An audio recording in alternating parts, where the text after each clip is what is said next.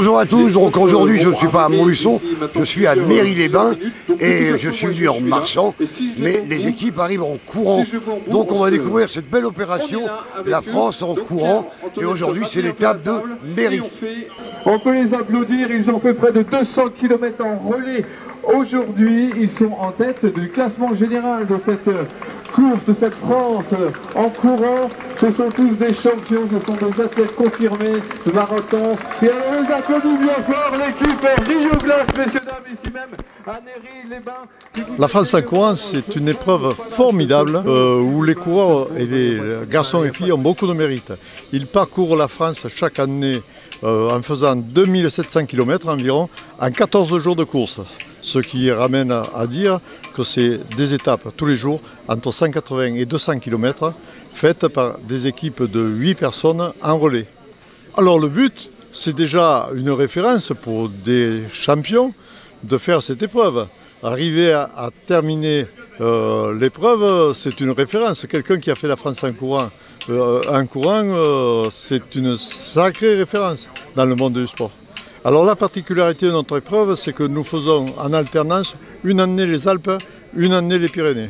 Donc cette année nous avons fait les Alpes, dont on est remonté, ils ont fait même le Ventoux cette année sur l'étape Veine-Valréas, et donc avec pas mal de cols dans les Alpes.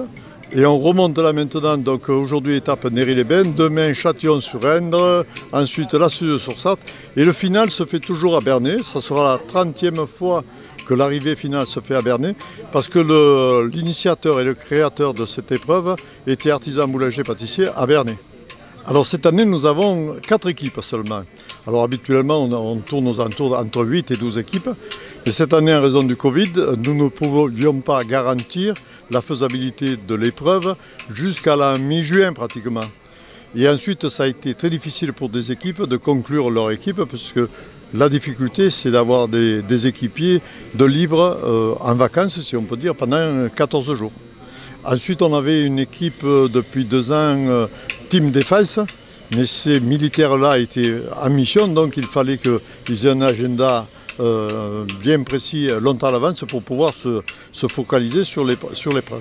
Cet après-midi, plutôt un peu assez vallonné, avec un petit vent de face, et puis la température qui est descendue un petit peu par rapport aux autres jours, donc c'était assez agréable quand même. Ouais, c'est plus agréable d'avoir cette température qui redescend quand on fait des longues distances. C'est sûr, ouais, parce que là, du coup, ça nous a permis de faire des relais plus longs, ça veut dire qu'on part sur des distances d'environ 4 km, tu vois. Même les gars, ils ont fait des relais de 11 km d'affilée. Donc voilà, c'est ce qui nous permet d'un peu de récupérer, parce que plus on court longtemps, moins c'est intense pour nous, donc c'est pas mal. Voilà, plus il y a de difficultés, plus les relais peuvent être courts. On voyait sur les étapes du Mont Ventoux ou dans les étapes du Grand Colombier ou autres, où là, par contre, vous raccourcissez. Ouais, dans les cols, on est à 1 km, quoi, parce que le dénivelé fait qu'on est obligé de se relayer plus souvent. Alors que là, on arrive sur du un petit peu plus plat, même si c'était vallonné. Et donc les gars, ils ont fait 11 km d'affilée, Greg et Romain. Voilà, on peut encore applaudir l'équipe Rio Glace. Ce sont tous des performeurs, ils sont tous fit, ils sont tous beaux. Voilà, ils ont le sourire, ils sont bien, ça va bien, la vie est belle. Nous sommes à Néry-les-Bains et voilà l'équipe Rio Glace qui est en tête de ce classement général cette année. Nous allons attendre l'équipe des Bourguignons, l'équipe bourguignonne de Jean-Sébastien.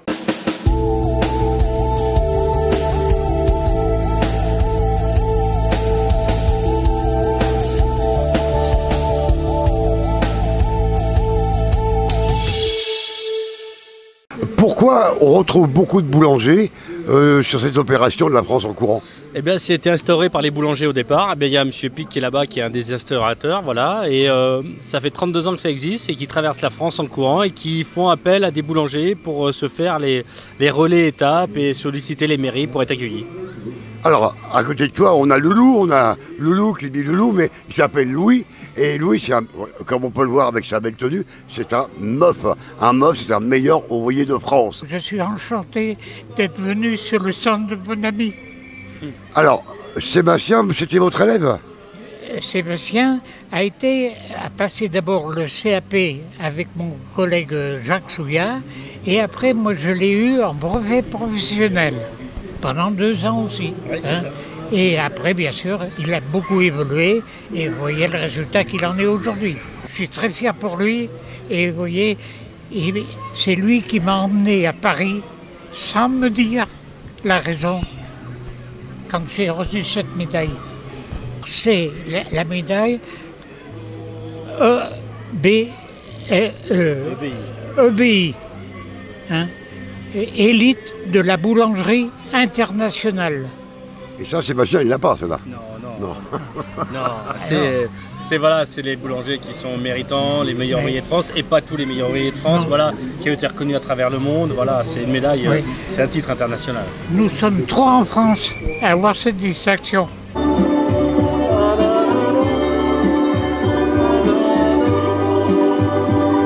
Allez, monsieur le maire, donc une belle manifestation, donc, la marche en courant avec du pain, et c'est un bel honneur pour la ville de Néry.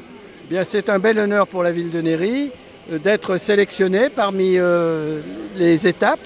Néry-les-Bains est une ville qui aime le sport, qui fait tout pour développer la santé, le sport, la remise en forme, une ville de bien-être. Et pour nous, être accompagnés avec des gens aussi structurés, aussi forts dans le contact, également un événement qui nous permet de mettre en valeur les meilleurs ouvriers de France, le savoir-faire. Donc tout ça, c'est une belle manifestation pour l'ensemble de la journée et surtout pour que nos curistes, les personnes qui séjournent, puissent bénéficier de cette belle journée. Je suis ravi de recevoir les meilleurs ouvriers de France. On a déjà eu un événement très important il y a quelques années ensemble. On est très attachés à cette distinction d'avoir des professionnels de qualité, se battre pour garder la nature vraiment de leur métier. Un métier, aujourd'hui, les métiers ont tendance à se diluer et ne pas garder le professionnalisme initial, hein, que vous détenez, messieurs, et pour nous, c'est important que justement, qu'on ait déjà un boulanger qui soit installé chez nous avec le concours, justement. On a été le chercher, hein, il fallait qu'on aille le chercher. On aime bien avoir des commerçants et ne pas les voir disparaître. Et des commerçants de cette qualité, bravo pour le Saint-Honoré. Vous le méritez bien, monsieur. Merci. Alors aujourd'hui, donc, on parle terroir, on parle boulangerie, on parle de sport, mais le 15 août, on va revenir parce que le 15 août, on va parler de beauté. Il y a un petit bémol, on espère qu'on pourra mettre en place nos événements de cette journée parce qu'on a toujours un peu de crainte avec les mesures Covid, mais sinon, ça sera un bel après-midi, une belle soirée avec des véhicules anciens, des personnes qui seront costumées. Donc vraiment, je crois que tout le monde sera satisfait de cette journée. Voilà.